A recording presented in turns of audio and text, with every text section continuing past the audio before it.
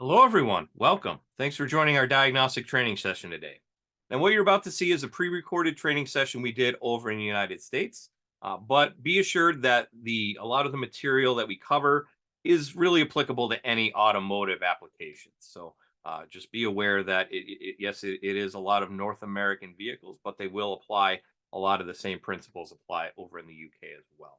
Now, if you do have any questions, if you're watching this during the premiere, you can just leave it in the chat.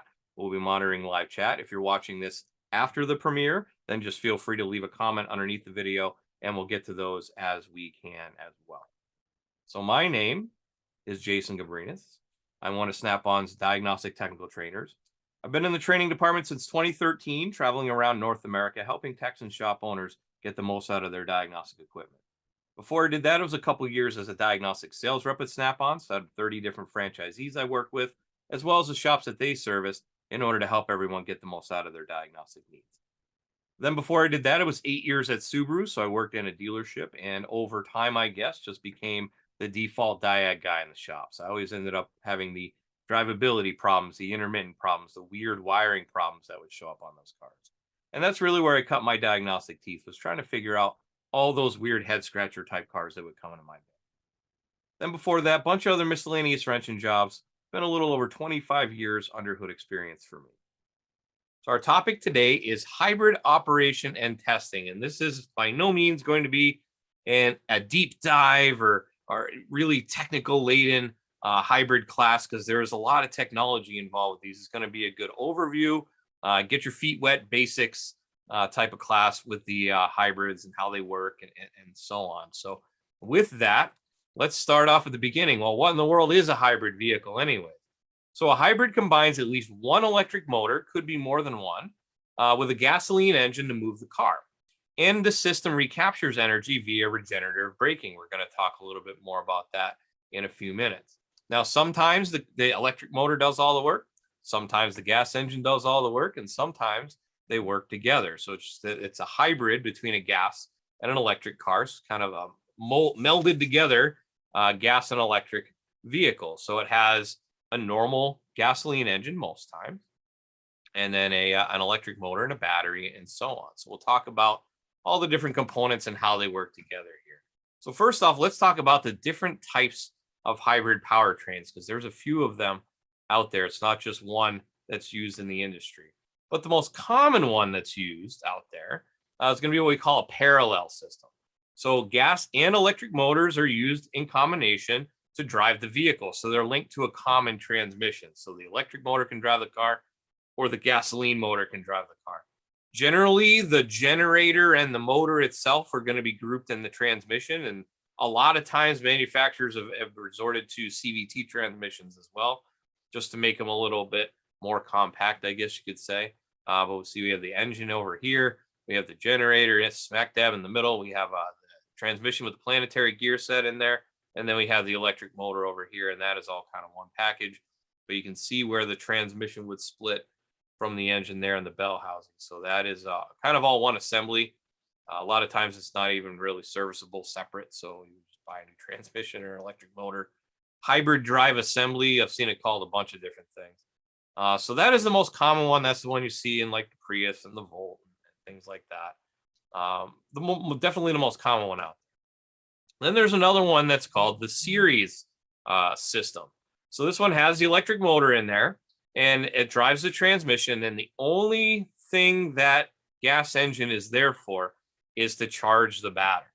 So this isn't as common, I should say. I don't know how overall how common it is, but it's not all that common. I was able to find it in like the BMW i3 with the extended range option, because the i3 is actually an electric car, but the extended range option adds the 600cc motor out of a BMW scooter is actually what they use.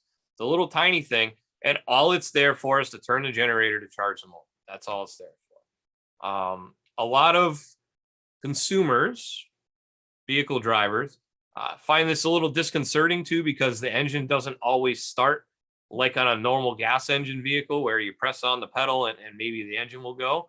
In this case, you could be halfway through an acceleration and the engine will turn on, or the engine turns on while coasting. It only turns on when we need to charge the battery. So it's kind of a disconnect there. So some people find that disconcerting with that. So just that's probably why it's a less common design, I would. And then we have kind of the newer kid on the block, which would be our plug-in hybrid vehicle. So this picture happens to be out of a Chrysler, and this is the plug-in minivan. It is starting to become more common. Chrysler has it. The Prius has it. A lot of other vehicles are starting to resort to this plug-in type hybrid. So the plug-in really is what charges the battery. It still can charge the battery with the motor, and it still can charge the battery with the regenerative braking. But it does have a much larger battery in there, and it gives you the much greater range in there.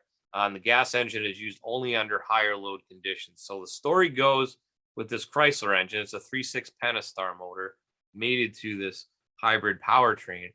And so the story goes is if you're just using this as a minivan, driving around town, doing errands, shuffling kids to soccer games in school, that gas engine may never turn on because you get a really good range with the electric motor by itself. Well, it's got two electric motors actually, but you get a really good range with the electric motors and the battery pack. So you may never need to waste or use a bit of gasoline in there. So that's kind of an interesting concept they're using to get even more range out of really more of an electric powertrain, and then just add the gas motor to it as well.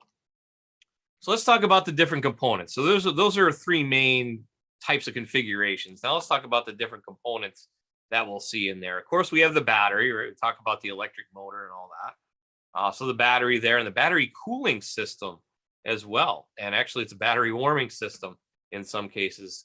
We also have the generator and a voltage converter or inverter or both. Regenerative braking system, which kind of uses the electric motor. As I said, we'll talk about that. And then the electric motor itself in there. So first off, let's make sure we're thinking safe. We're all about safety here at Snap-on. So this is high voltage in both ways. So we can have 500 volts AC.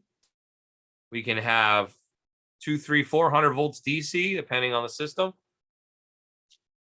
So we want to make sure we're being very safe. Anything over 60 volts DC can be considered high voltage.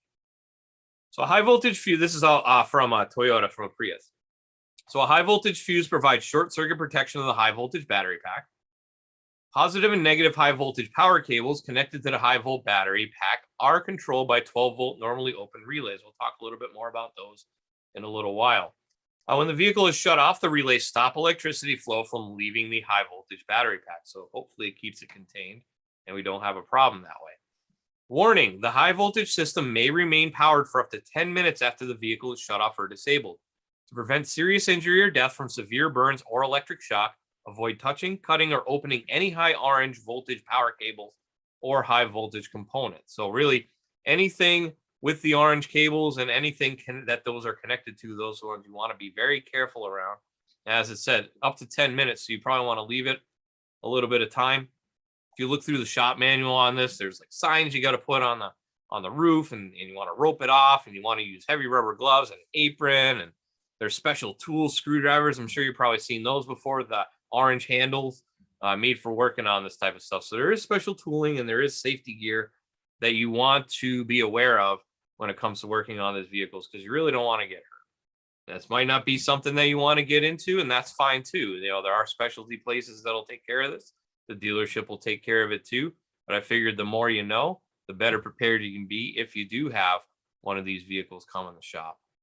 Both positive and negative power cables are insulated from the metal chassis, so there's no possibility of electric shock when touching the metal chassis. A ground fault monitor continuously monitors for high voltage leakage to the metal chassis while the vehicle is running. Because remember, when it's off, we shouldn't have any voltage coming out anyway. If a malfunction is detected, the hybrid vehicle computer will illuminate the master warning light in the instrument cluster and indicate check hybrid system in the multi-information display. The high voltage battery pack relays will automatically open to stop electricity flow in a collision significant to activate the SRS, or supplemental restraint system, or airbag, however you want to call it. It's all the same thing. All right, so we want to make sure we are being very safe. We don't want to get hurt. Now let's talk about the battery, the source of this pain and suffering that we could endure if we do have a problem here. But it is built of multiple small low voltage batteries that are linked in series. So you'll have a much smaller voltage, and then they just tie them all together to get us a much higher voltage. Results in a high DC voltage, could be 300 to 400 volts plus, depending on the system. A lot of them run around like 200 so, but it just depends on the vehicle.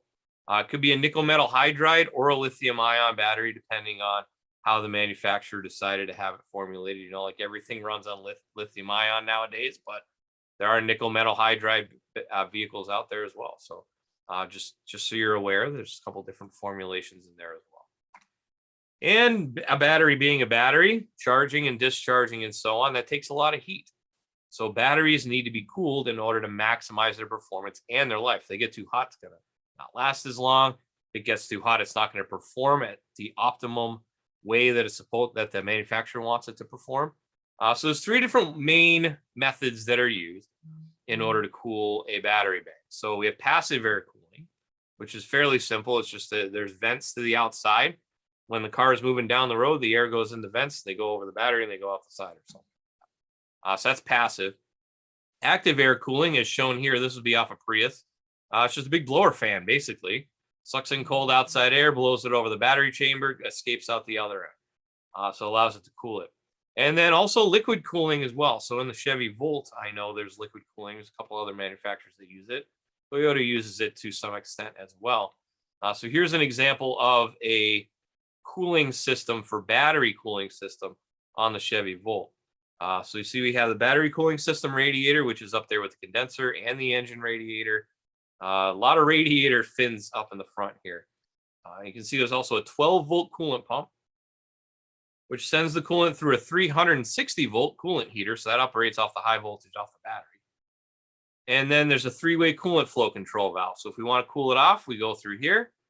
If we want to heat it, we want to cool it off even more, we can go through a chiller. And then if we want to heat it up, we can go through this circuit right here, which just runs it back through the heater.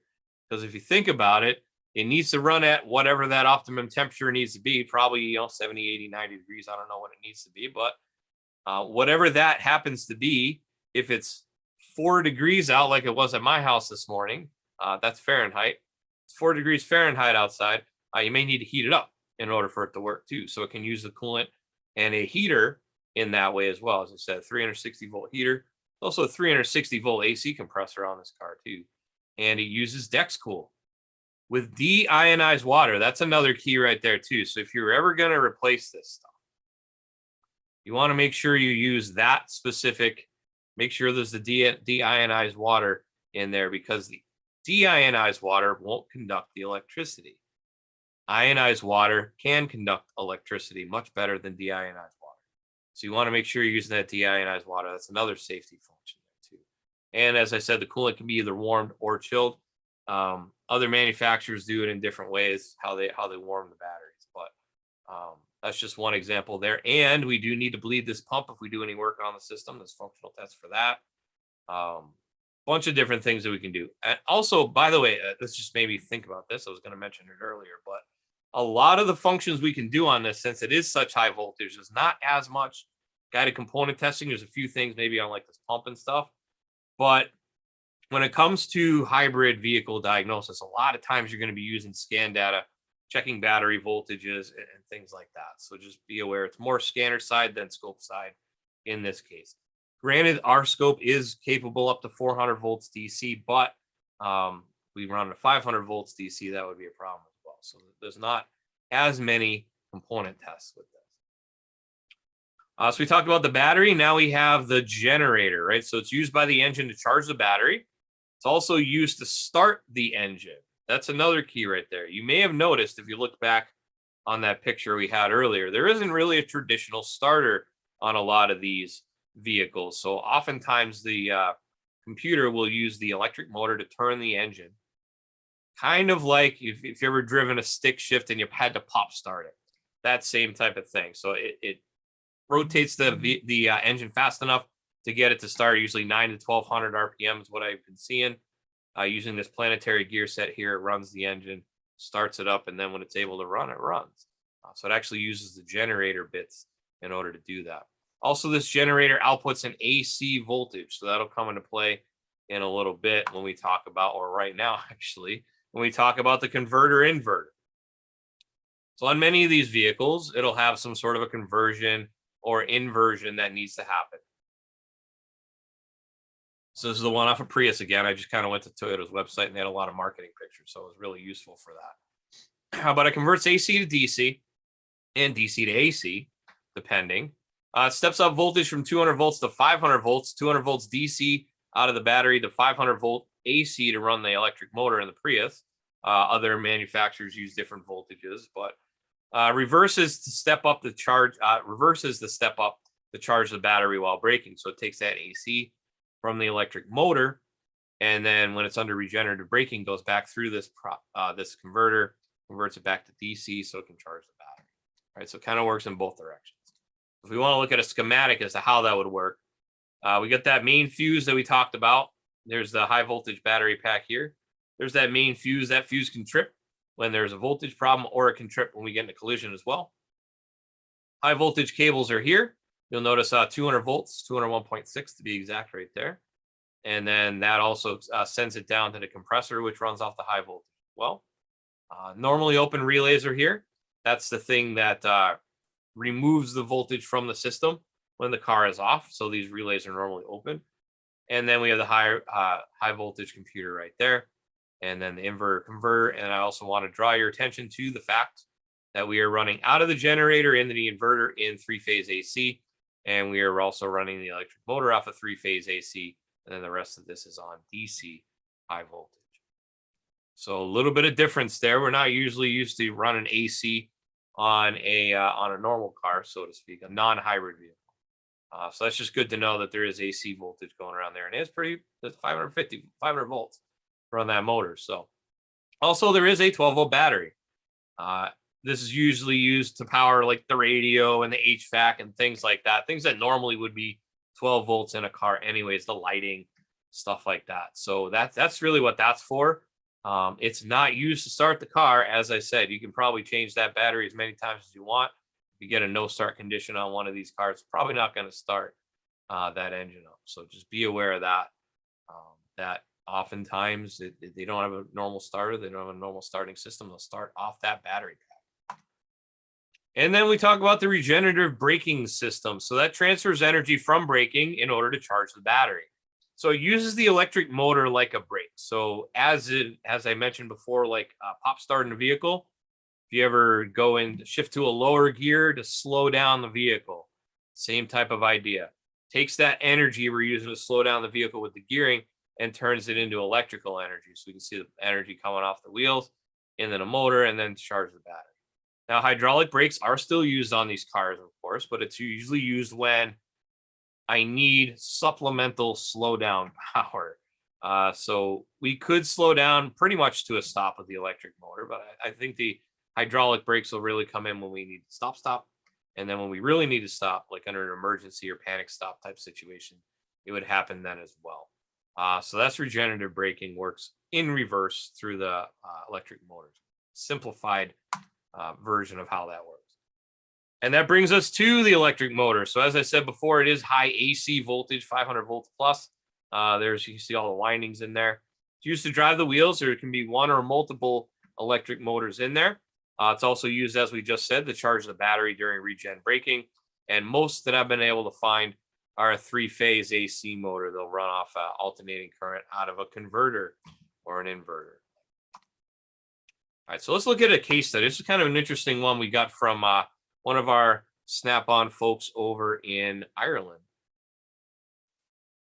His name is Damian Coleman. He's the product manager and experience-based information specialist at Snap-on Diagnostics. He's actually in charge of all the vehicle communication software on the vehicles now. So this one came from him. He was working on this Prius one day and working in a shop.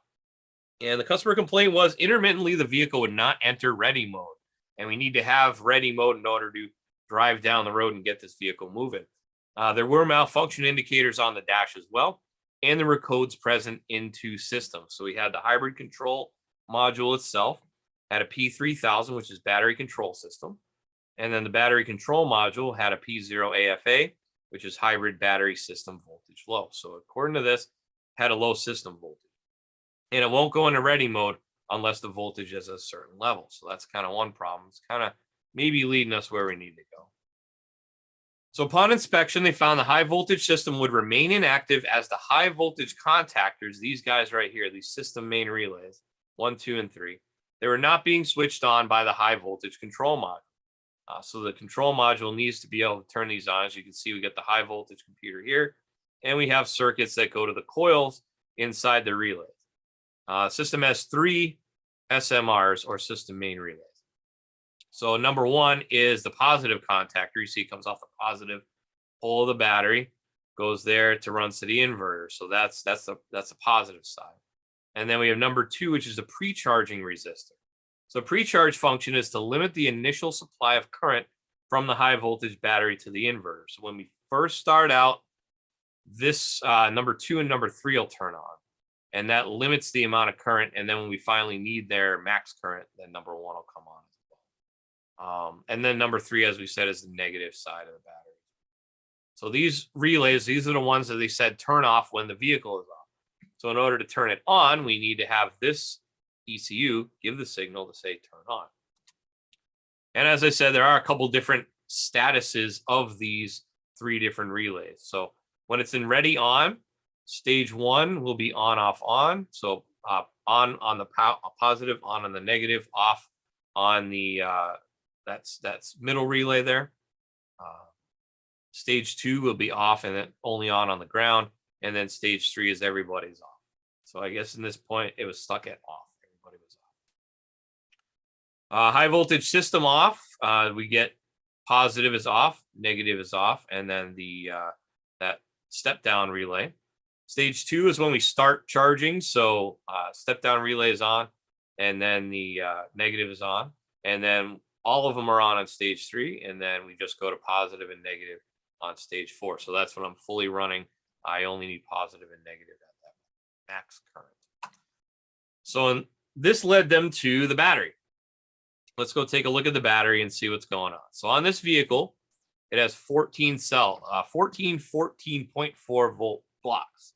Remember how I said there these EV batteries and hybrid batteries are made up of multiple blocks of much smaller batteries. You can actually, there's people I've seen actually go in and change out individual cells if they have a bad battery, and you can actually get a reman battery nowadays as well. So each block in this case is made of 2 7.2 volt cells, as a positive and a negative cell. Total voltage, if I were to add those all up, 14 times 14.4 gives me 201.6 volts DC. So it's a 200 volt battery. Once again, remember safety first. Anything orange we want to be careful of. And also, if we're going to work on anything in the system, we want to wait up to over 10 minutes, I would say, just to give it a little extra leeway. And then we also have the service plug right here, too, that we'd want to disconnect from the system to have the battery just kind of self-contained at that point. So we want to disconnect that service plug before we work on it. And you'll see right there, measured voltage, 228.2 volts. So we don't want to get too near that. So here's a diagram of how those battery blocks work. So this is my battery control module. Remember, we have a sensing wire to each of the battery blocks. Here's the negative block, positive block, and then they're tied together with a bus bar. So we have the positive connection, the negative connection, and then that bus bar goes in between. And then on this negative one, we go out to the negative cable. On the other side, be positive on the other cable. So here's an example of also here's the control module right there. There's high volt, goes to high voltage. There's the positive and there's the negative. And on this negative wire right here, there's also an amp clamp or a current clamp that reads the current flowing through into and out of the battery pack. So we can see how the current is flowing, and the computer uses that to make some of its judgments on that as well. So as I said, not a lot of component testing on this, more of a scanner test on this. On this vehicle, and lots of vehicles like it, you can go through and look at battery voltages of each individual battery block. So as we can see, we have 4 on the screen right here. This is on like an Apollo or a Triton would look like this. We can see 2 of these are normal and 2 of these are definitely not normal. And now if we were to compare these two down here, if we scroll down a little more, you'd see other blocks would look fairly similar to this. This is normal operation with this. Up here, we have an abnormal running from negative 15.83 to 16.14. So it's going negative 15 volts to positive 16 volts. That's really not possible. So they need a little bit of further investigation in this case to say, hey, that battery's messed up. So they actually decided to disassemble the battery casing. Now, as I said, this may be something you want to get into, maybe something you want to avoid at all costs, and that's fine as well. But this is that they were all game for doing this, so they had it in, pulled off the bus bar here, and you can see where my connectors are, and then you can see the bus bars there made of copper, and a few of them were corroded. So you can see how they're kind of dirty there. We can see the fancy toothbrush over here that they used to clean them all off. So they cleaned them all off, reconnected everything, reassembled everything, and went back together. Still had the problem, even if they put it all back together. So they said, all right, let's investigate a little bit further. Found out in the high voltage battery control module as well. You can see we got some green fuzzy stuff in there, is all corroded as well. So that was a problem. So they had to end up replacing this whole module because of that. So they cleaned the battery contacts internally, replaced the module, got that all done, and then they decided to double check their work. So fault was cleared, went away. This image shows those battery blocks again, and you see how they pretty much follow each other now. So we see we have voltage go in, and then we have a noticeable drop, and that drop matches across all those different battery blocks. That was under a hard acceleration. So we dropped a lot of voltage to hit that electric motor with that. So all 14 blocks should return a similar voltage under all conditions. They tested it under full electric mode, hard acceleration, and regenerative braking. So here's full electric, here's hard accel, here's a regen over here. There's another view here under regenerative braking. You can see how the voltage goes up. So that means it was charging and increasing the voltage in each block. So that is my voltage coming back. You can also use the driver information display for diagnostic purposes, or at least diagnostic aids. I don't know how, it's not a lot of diagnostic purpose, I guess, but a diagnostic aid. I can tell you what mode is this vehicle in. So in this case, the vehicle is off. In this case, it is the electric motor, the internal combustion engine only. So we can see how it runs the wheels, and then is running into the motor, which charges the battery. So that's charging. When it is all electric, we see the battery discharging, going through the electric motor and into the wheels. And then under regenerative braking, we can see the energy coming off the wheels into the motor and back into the battery. So there's our 4 different modes on it. So he took it on a road test, wanted to make sure all the battery packs were working properly, the battery blocks are working. So what they did was they took it on a road test and noted the values here.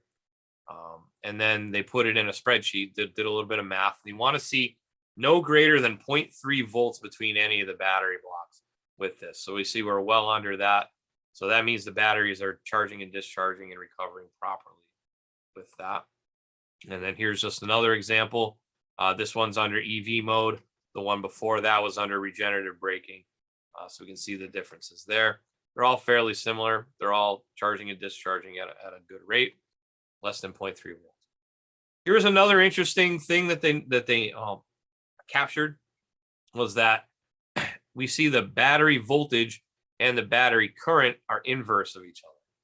So when the battery voltage goes down, the current is going up. When the current goes down, the voltage is going up. So they should act like this. We should have negative current when we have a positive voltage, and then a negative voltage when we have a positive current. So as we can see, this one's under EV mode, discharging, and this one's regenerative braking, charging. You see the voltage goes up, so the current flow goes in reverse. And then we see the current flow go up when the battery is discharging, because the current is flowing out of the battery into the motor. So as I said, a lot more scanner functions on this than we would have guided component test functions. So let's take a look at some of these different functions that we have available. So let's go into my vehicle history here. First thing I want to talk about, let's go in this 2012 Ford. And we're going to go into ShopKey first. first because I want to look at the battery. If I recall, there's a TSB on this that I want to talk about.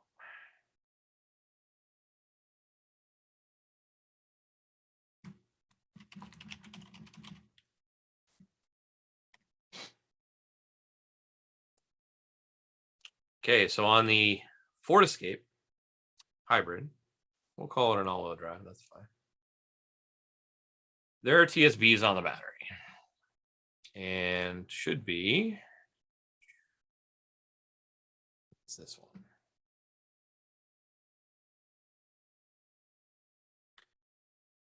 So this is for outlines the process of requesting and utilizing a high voltage battery charger for recovering a discharge full hybrid electric vehicle high voltage battery. So as I said, the vehicle will not start with that. So when a full hybrid vehicle powertrain exhibits a no crank condition, it is important to identify if DTCs are preventing the engine from being cranked and if the high voltage battery must be charged. Discharged high voltage batteries are typically caused by repeated starting attempts or improper long-term vehicle storage. Base engine issues like fuel or ignition can cause crank no start concerns and ultimately a no crank condition. If the high voltage battery becomes sufficiently discharged, diagnostic trouble codes, these two right here, will set, resulting in a no crank condition.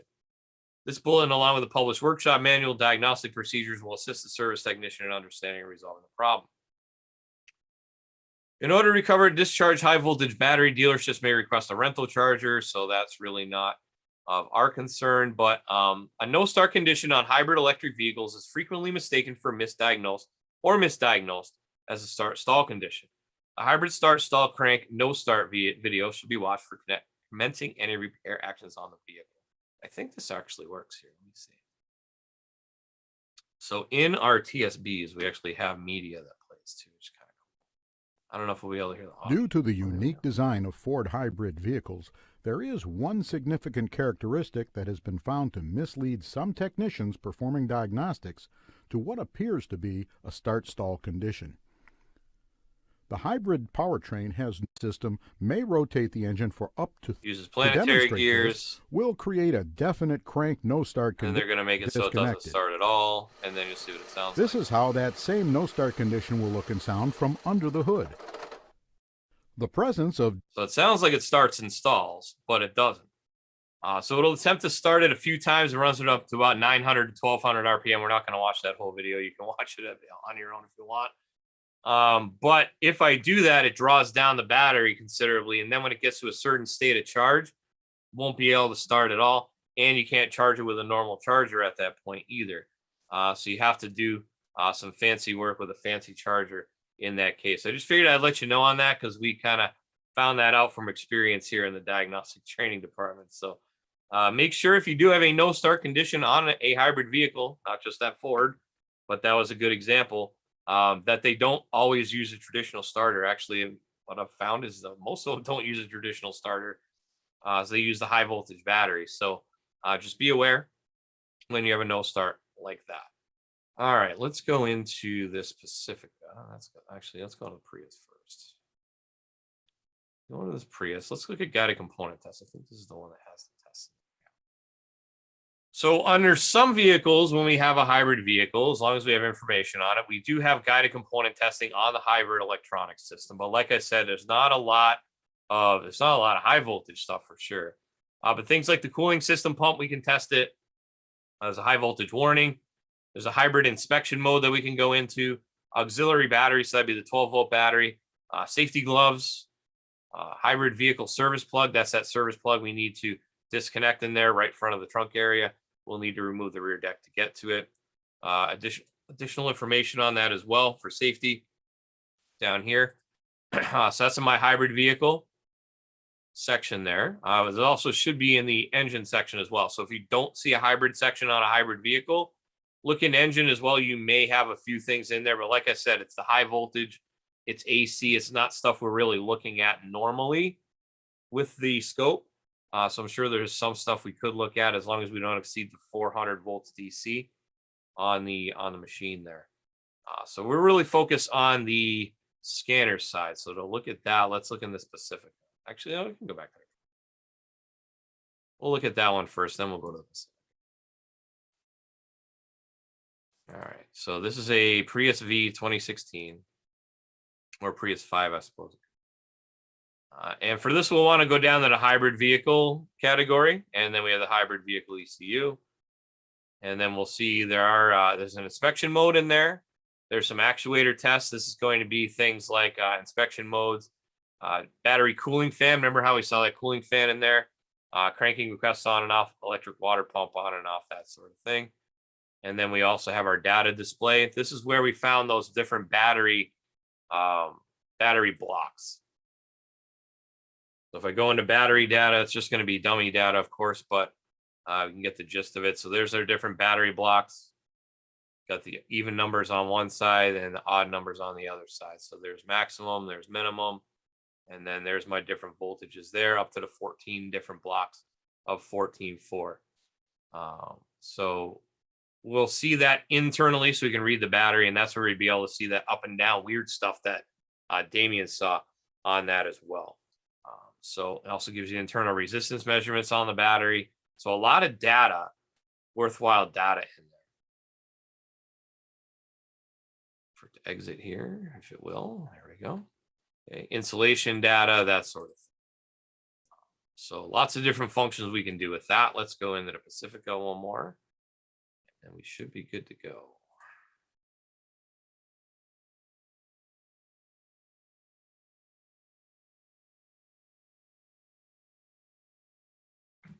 Gotta get through my secure gateway.